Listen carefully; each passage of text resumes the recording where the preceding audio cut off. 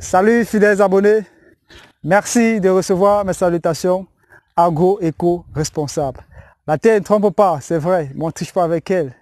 Ne pas tricher avec elle, vous savez, c'est respecter la loi des 4S, la loi des 4B, la TZL, la 8E et bien d'autres encore.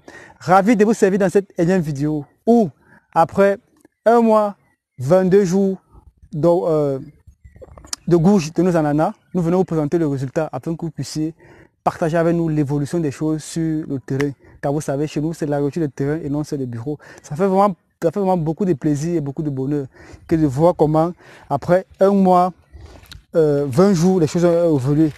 Dans la vidéo, nous avons présenté la gouge des ananas. Vous avez remarqué qu'on avait des petits fruits.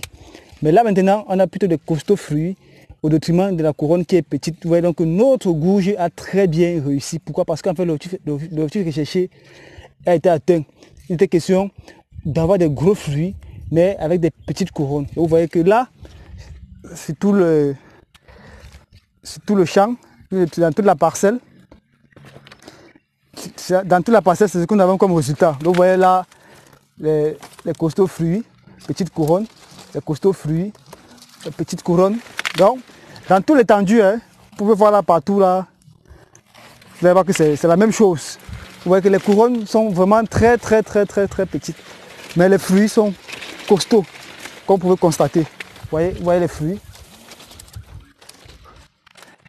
Partout, c'est la même chose, c'est harmonisé partout.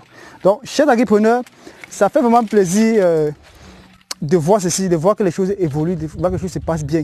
Mais pour parvenir à ceci, c'est d'éviter la tricherie, comme on vous a dit d'entrer à la vidéo. Et éviter cette tricherie, c'est mettre en exergue tout simplement la loi des 4S. Parce qu'ici, depuis le départ, le semis a été très bien fait, la fertilisation a été très bien respectée, l'hormonage s'est très bien respecté dans les bonnes conditions.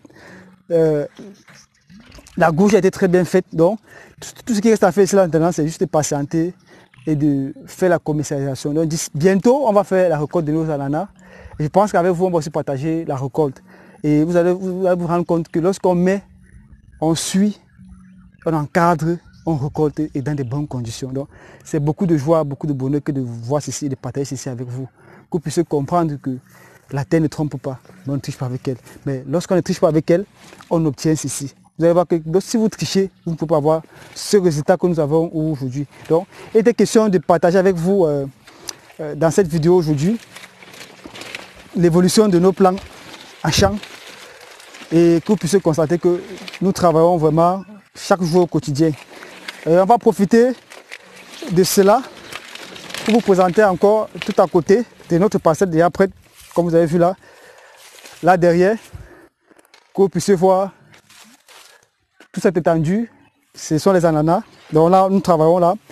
Bientôt aussi ici, on va passer à la phase d'hormonage, après la gouge et autres. Donc, c'est le terrain, c'est le travail. Donc, ça fait beaucoup de plaisir, beaucoup de bonheur. Vous pouvez constater vous-même que les plants se portent très bien.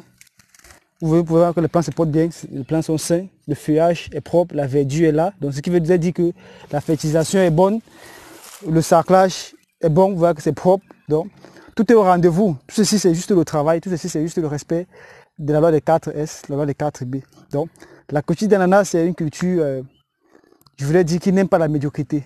Alors, pour éviter la médiocrité, il est question de respecter tout simplement les différentes lois que nous partageons avec vous tous les jours au quotidien.